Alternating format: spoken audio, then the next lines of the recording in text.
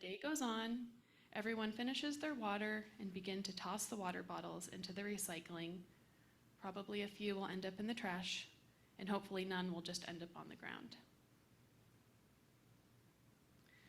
Then in a few weeks, the recycling center will send a big stinky truck to come and collect all of the bottles and drive them far away to a recycling plant to melt them down, and eventually they'll be turned into something new to ship somewhere else in a big stinky truck. Now imagine if every church did this every Sunday. Okay, for our second scenario, let's imagine that each Sunday everyone brings a reusable water bottle to church, and they refill it at the water fountain if they get thirsty. That seems simple. Now imagine if everyone always did that when they went to church or to work or to school or anywhere else. So of those two, which scenario seems to show more care for our planet? The reusable water bottles, because they don't go to the earth in some different place.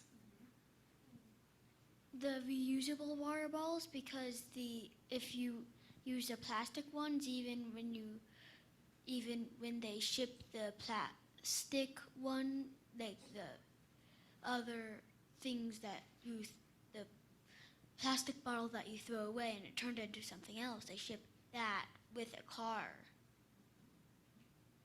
Yeah, I see what you're saying. So that causes pollution as well. Okay, do you want to hand the microphone down? I would think the plastic water bottles, because you make something new with them after they're recycled or like thrown away. So I think that the plastic water bottles, like they make something new out of like when you use them. Okay, that's a good point. Okay, so now we have a third scenario. This is a little out there, but bear with me. Okay, so for our last scenario, let's imagine that each Sunday we hand out a seed to each person as they enter the church. They put the seed in their pocket until they get to a place where they plant the seed and nurture that seedling until it becomes a vegetable plant or a flower bush or a tree. If everyone did that, what are some things we would have more of? You can use your imagination. What would people be doing with those trees or those bushes?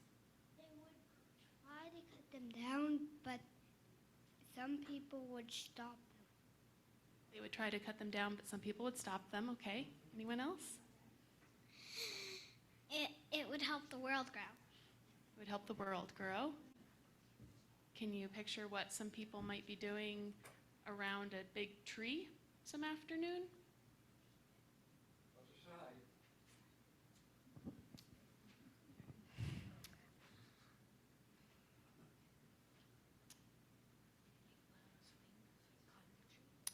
Maybe climb the tree, or maybe like hang a swing on there, maybe? Climbing a tree, maybe being underneath the shade of the tree, having a picnic. Maybe you could cut some of those flowers and give them to a neighbor, or maybe you could give some of your veggies away from your veggie plant. So there's lots of things we could do in that scenario. I have a flower garden, and I sometimes give some of my flowers to my grandma. Does she really appreciate that? Yeah. And so in an email dialogue with Kevin, he said something that I really appreciate, that the act of planting can teach us so much about how we can foster positive change in the world, and that it teaches hope, patience, and adaptation. And so for the first day of our RE program today, we are going to be, and I welcome anyone who would like to join us, planting bulbs in our garden right next to our patio here. And along with each bulb, we're going to be placing a piece of paper in the earth with an intention for that bulb. And these intentions will symbolize what we will nurture over the next year and hopefully witness bloom next spring. Thank you.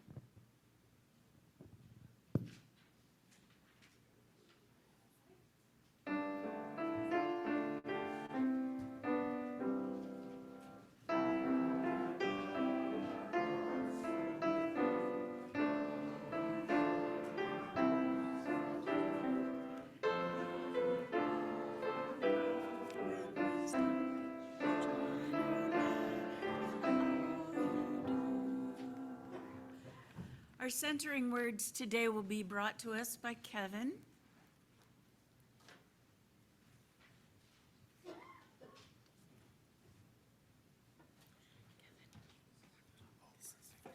Thank you so much.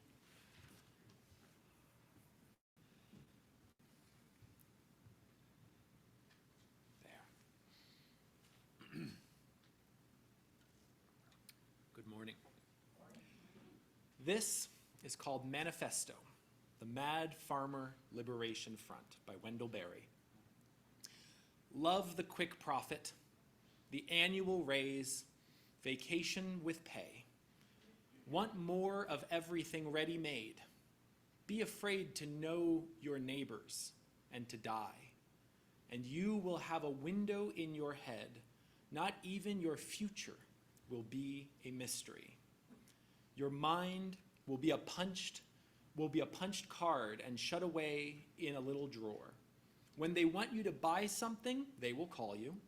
When they want you to die for profit, they will let you know. So friends, every day, do something that won't compute. Love God, love the world, work for nothing. Take all that you have and be poor. Love someone who doesn't deserve it. Denounce the government and embrace our flag. Hope to live in that free republic for which it stands. Give your approval to all you cannot understand. Praise ignorance, for what man has not encountered, he has not destroyed. Ask the questions that have no answers. Invest in the millennium. Plant redwoods. Say that your main crop is the forest that you did not plant, that you will not live to harvest. Say that the leaves are harvested when they have rotted into the mold. Call that profit. Prophesy such returns. Put your faith in the 2 inches of humus that will build under those trees every 1,000 years. Listen to carrion. Put your ear close and hear the faint chattering of the songs which are to come. Expect the end of the world. Laugh. Laughter is immeasurable. Be joyful, though you have considered all of the facts. So long as women do not go cheap for power, please women more than men. Ask yourself, will this satisfy a woman satisfied to bear a child? Will this disturb the sleep of a woman near to giving birth? Go with your love to the fields. Lie easy in the shade. Rest your head in her lap. Swear your allegiance to what is nighest in your thoughts. As soon as the generals and the politicos can predict the motions of your mind, lose it. Leave it as a sign to mark the false trail, the way you didn't go. Be like the fox, who makes more tracks than necessary, some in the wrong direction. Practice resurrection.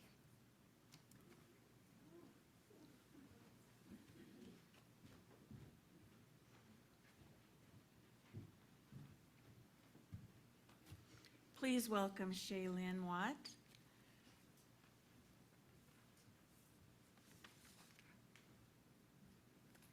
Good morning, everyone. Your order of service says, "Be Thou My Vision," which I usually sing with some altered lyrics, and then I got to open your hymnal and see the lyrics to "Wake Now My Senses," which has the same melody.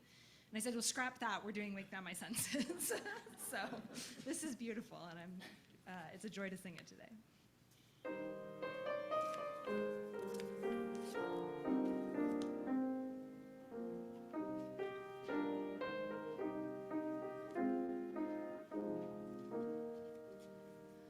Wake now my senses and hear the earth call.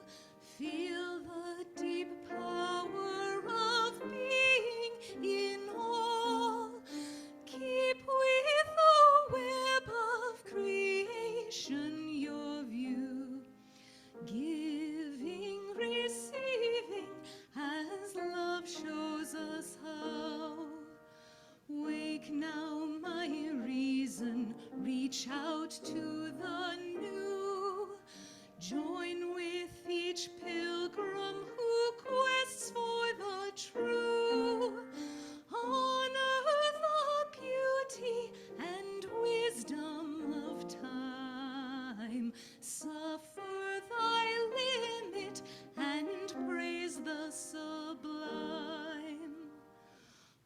Wake now, compassion, give heed to the cry. Voices of suffering fill the white sky. Take as your neighbor both stranger and friend, praying and striving their hardship to end. Wake now, my conscience, with justice thy guide. Join with all people whose rights are denied. Take not for granted a privileged place. God's love embraces the whole human race. Wake now, my vision of ministry clear. Brighten my pathway with radiance here. Mingle my calling with all who will share. Work toward a planet transformed by our care.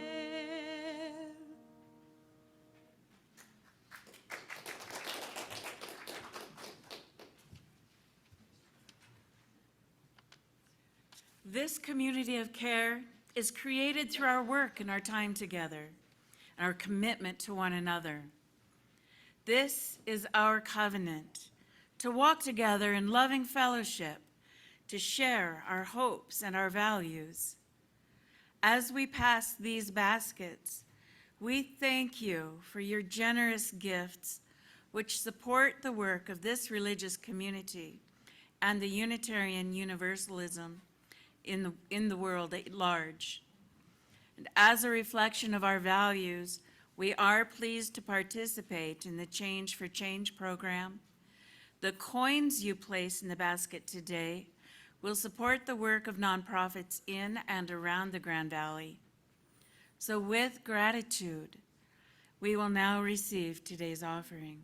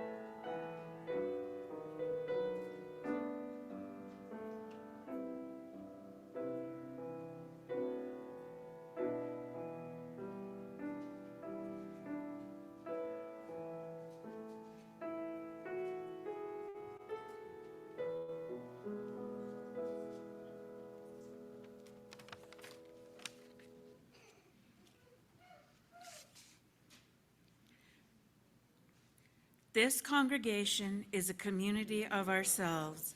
Its energy and resources are our energy and resources. Its wealth is what we share. As we contribute to its life, we affirm our lives within it.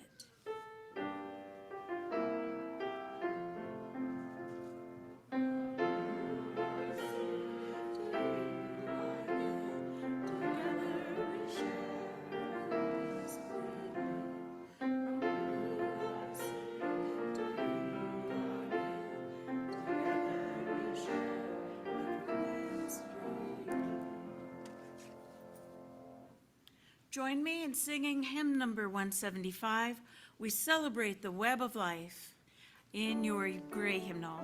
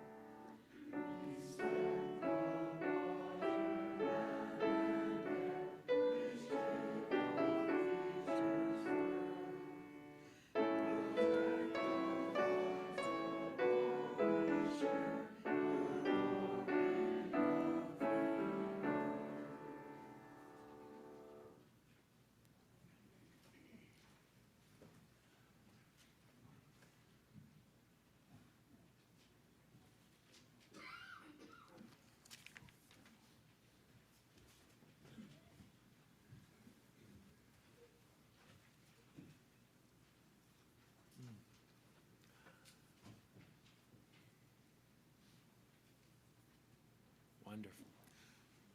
Hello again, and good morning, everyone. It's wonderful to be here. I'm Kevin Watt. There we are. Perfect. Can you hear me?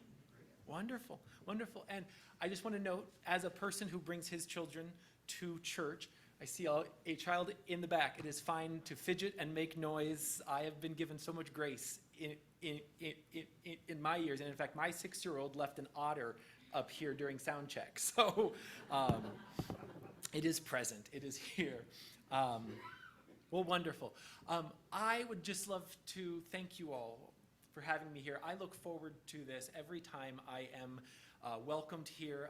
I'm a hospice chaplain, a meditation teacher, a spiritual counselor here in our valley, but I'm also an advocate and a teacher and a consultant in the world of regenerative agriculture.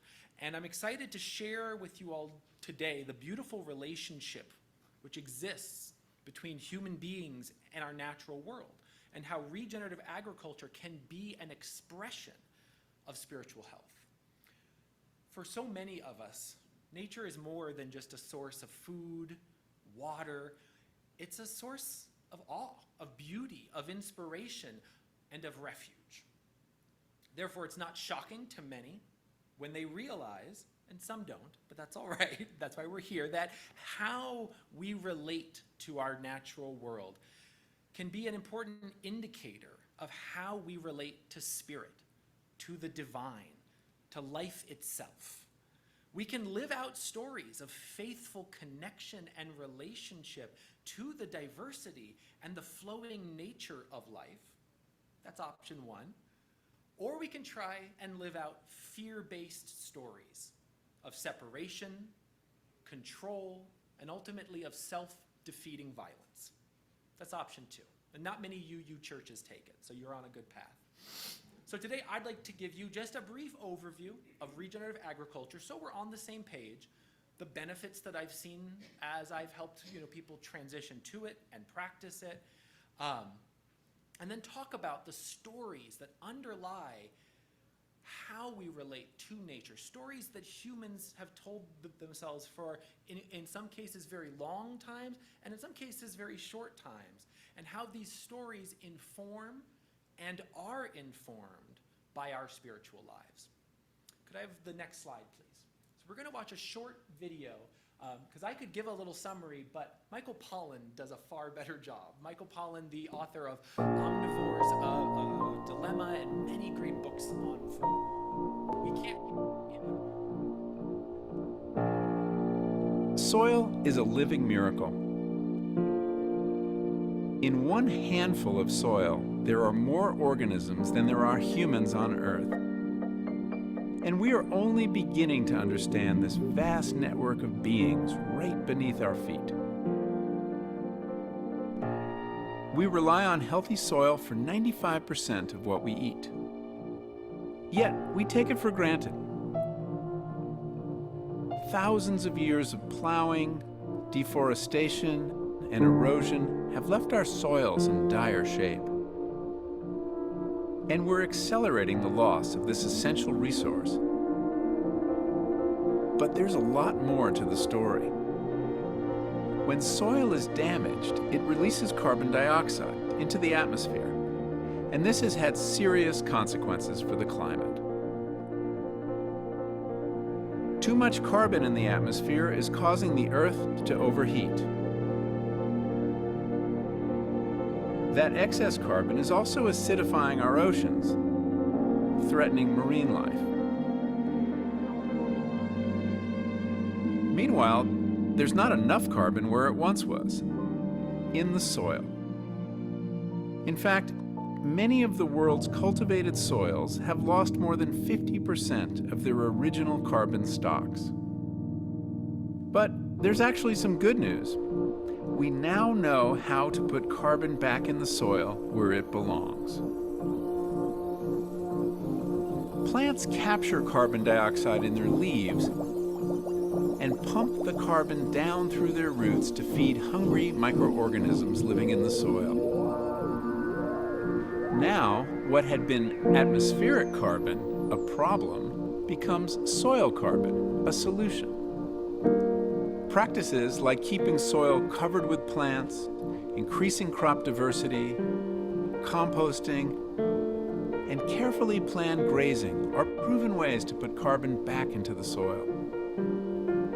Carbon-rich soils act like giant sponges, absorbing water during floods and providing it to plants in times of drought.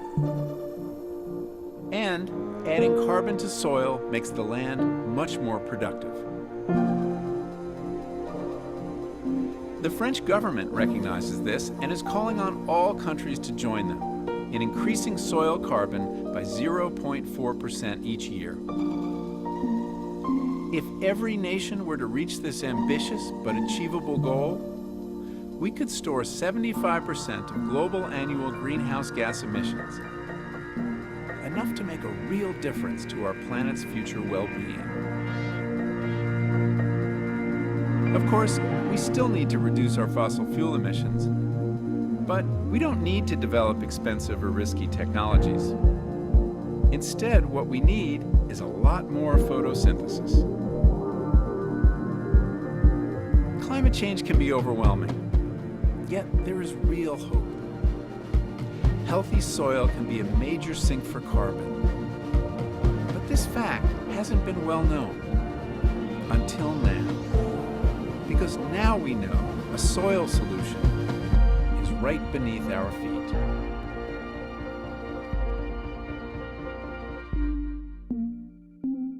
Slide, please.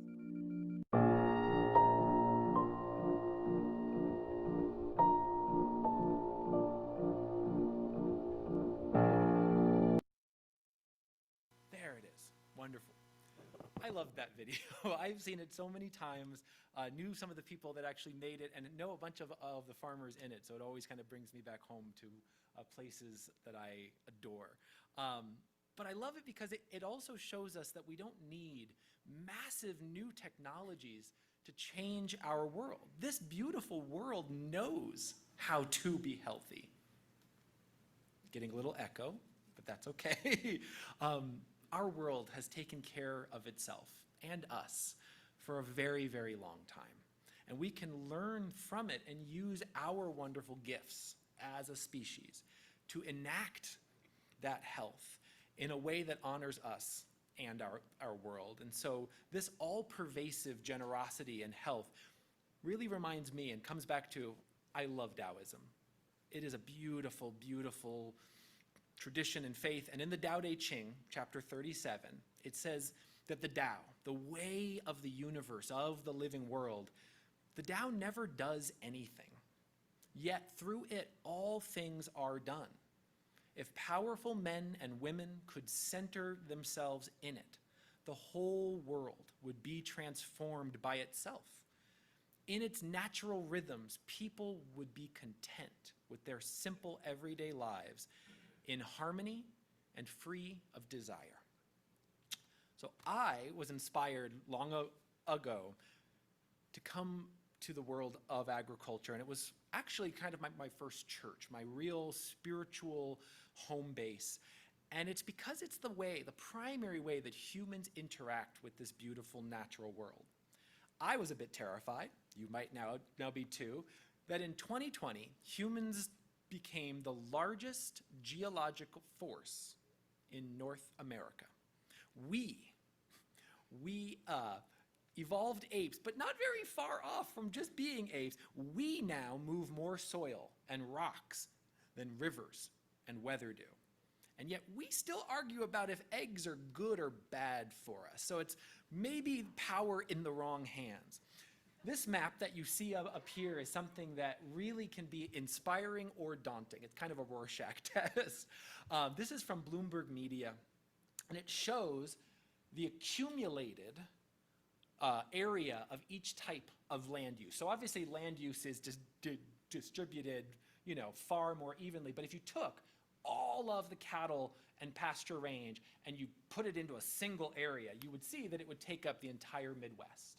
Sheep and goats and others, horses, farmsteads. You have down in the Southwest this huge polygon that represents all the area in our country of corporate timberland.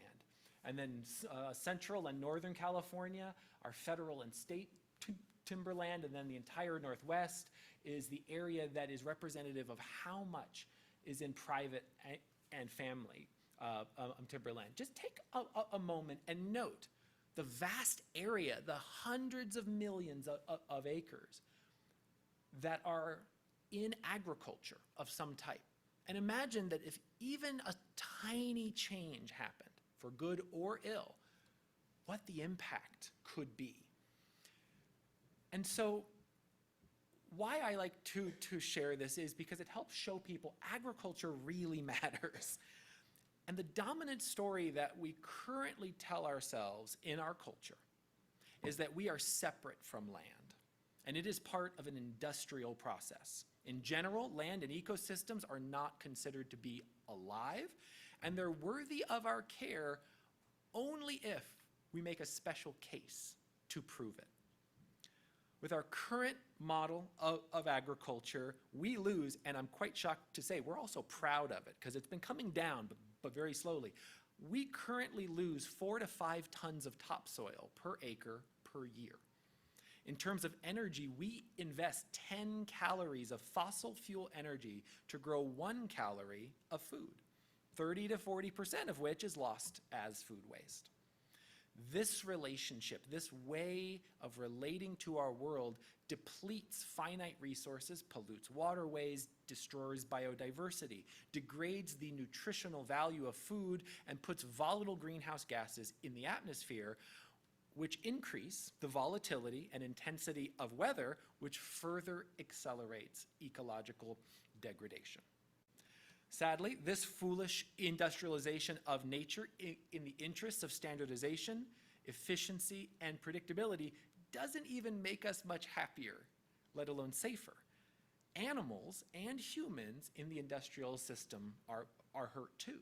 The cruel treatment of animals and the marginalization of farm labor workers are topics in and of themselves, worthy of their own sermons. But many are shocked to learn that the farmers and ranchers aren't doing much better. Sadly, in many U.S. counties, we see that farmers and ranchers have higher suicide rates than combat veterans.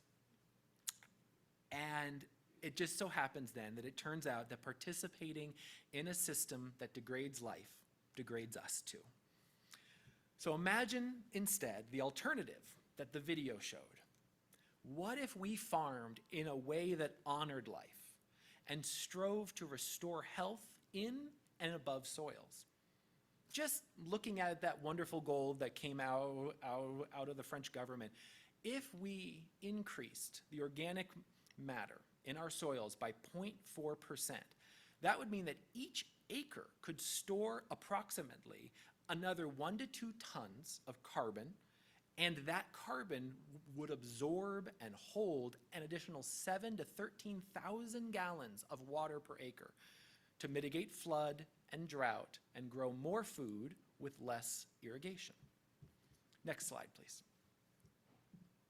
So, our current story of agriculture tells us we are not part of nature, and we need to enhance human capability, human power to oppose the chaotic natural world.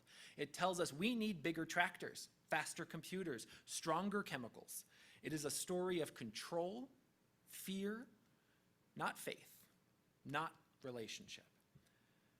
Then, of course, as we notice that the earth that gave us life appears to be dying, that same story tells us, yes, things might be crazy now, and yes, things might be getting worse, but just wait until the next big breakthrough.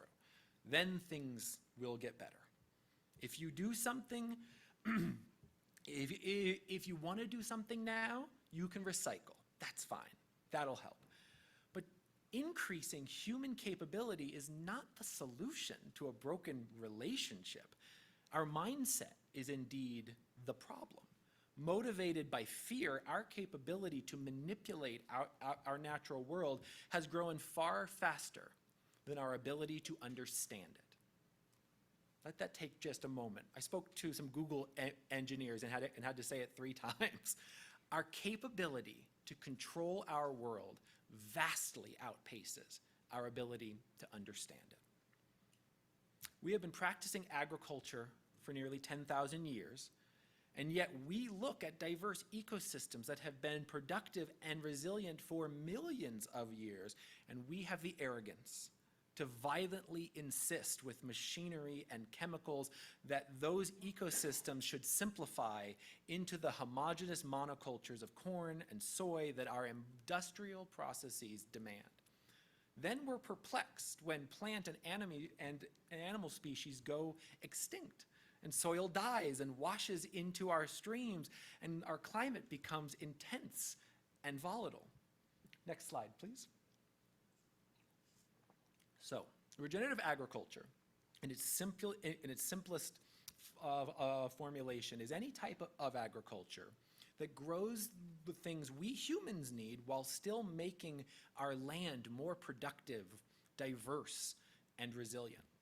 It does this with equal parts capability and understanding, or as I sometimes joke, equal parts faith and works. It's focused on principles instead of practices, so it adapts and changes and dances with nature instead of coercing it.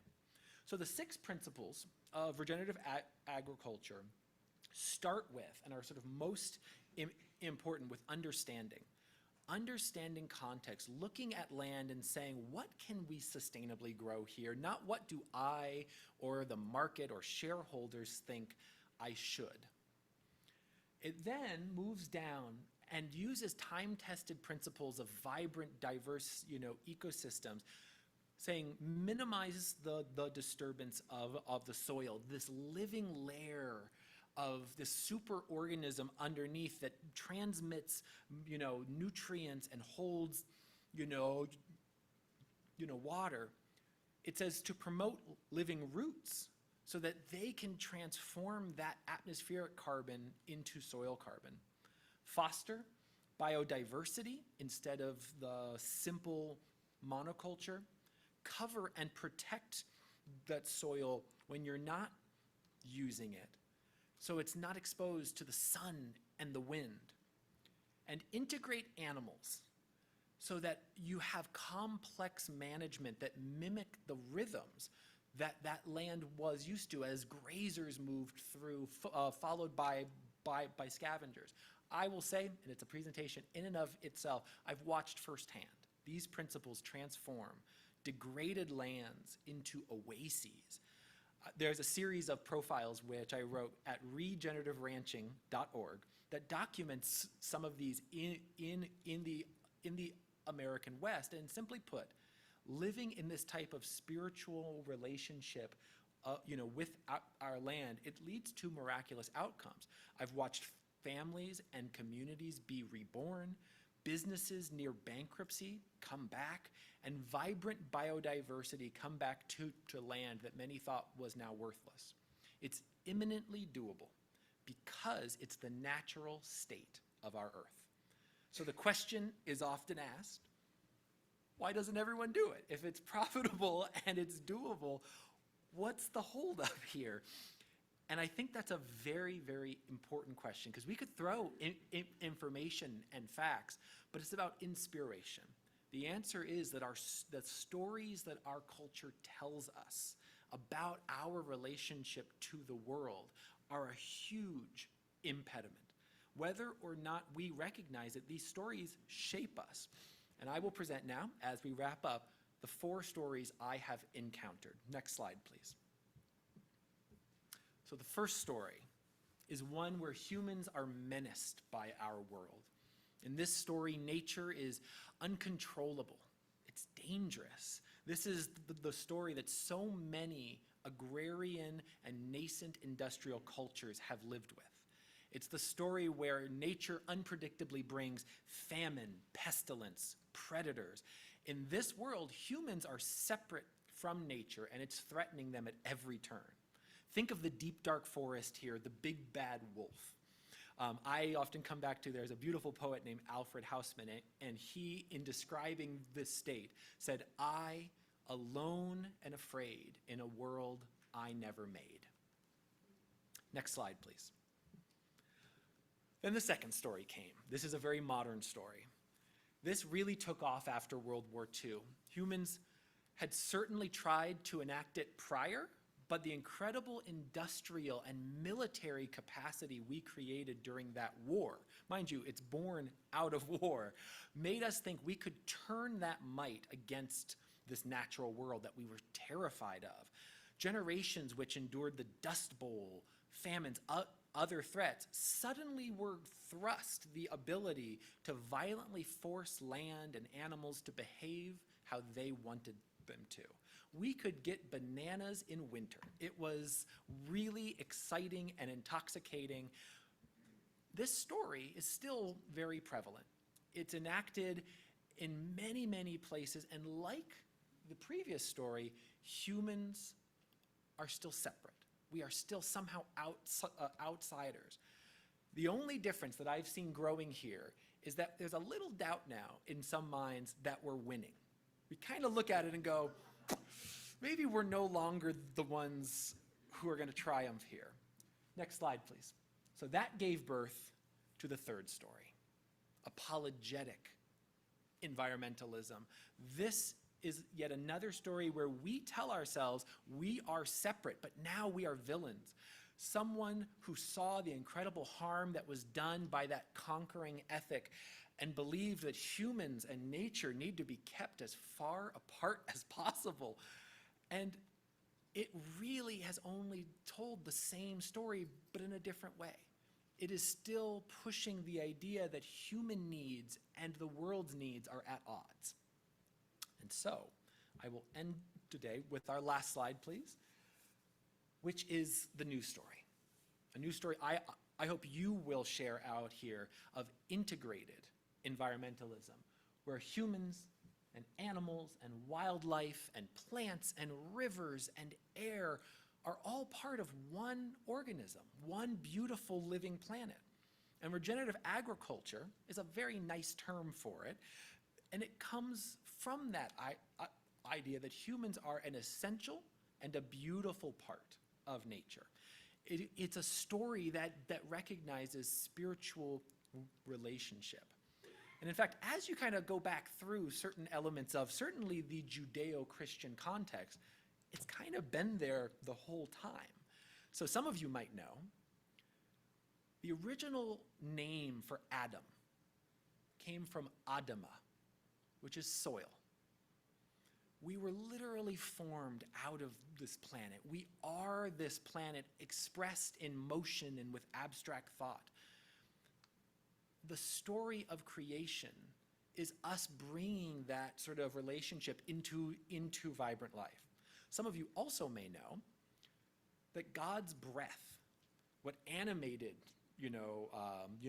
Adam, Hebrew scholars teach that the name of God, Yahweh, has a special significance in how it is formed. It is a word that you cannot say without opening your mouth and leaving it open. It is literally the sound of breath, Yahweh. So here we are, formed of soil, animated by the air of this world. And it's a basic but so profound metaphor of the constant interchange of who we are and what we are expressions of. So consider what it means to then live in a relationship where our very breath comes from the plants and the ecosystems that we steward or that we destroy at our own peril. And lastly, consider the story of Eden, a garden where we literally walked with God. And we were told there was one tree that we mustn't eat of. One tree. The tree of the knowledge of good and evil. And as a retelling that I offer here to you, consider if the hubris we currently have, where we believe we are separate from nature, came from eating of that tree and believing, maybe not actually knowing, but simply believing we knew what was best. We understood good and evil. We were separate, and that we should live by the sweat of our own brows, by tilling of the soil. So regenerative agriculture, I invite for all of you, is a chance to live again in spiritual relationship with our world while celebrating our gifts. As human beings, we can work with natural rhythms and grow something beautiful for us all. That feels to me like a true communion. So I'll end with another poem from Wendell Berry, who is incredible. This is called The Sycamore. In the place that is my own place, whose earth I am shaped in and must bear, there is an old tree growing, a great sycamore that is a wondrous healer of itself. Fences have been tied to it, nails driven into it, hacks and whittles cut in it. The lightning has burned it. There is no year it has flourished in that has not harmed it. There is a hollow in it that is its death, though its living brims whitely at the lip of the darkness and flows outward. Over all its scars has come the seamless white of the bark. It bears the gnarls of its history healed over. It has risen to a strange perfection in the warp and bending of its long growth. It has gathered all accidents into its purpose. It has become the intention and radiance of its dark fate. It is a fact, sublime, mystical, and unassailable. In all the country, there is no other like it. I recognize in it a principle, an indwelling the same as itself and greater, that I would be ruled by.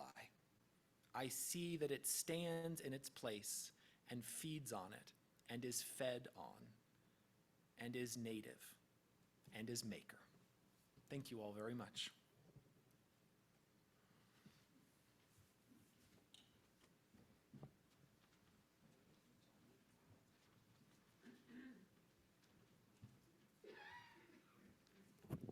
Wow, thank you, Kevin. Our closing hymn today is number 1073, The Earth is Our Mother. That's in your teal hymnal.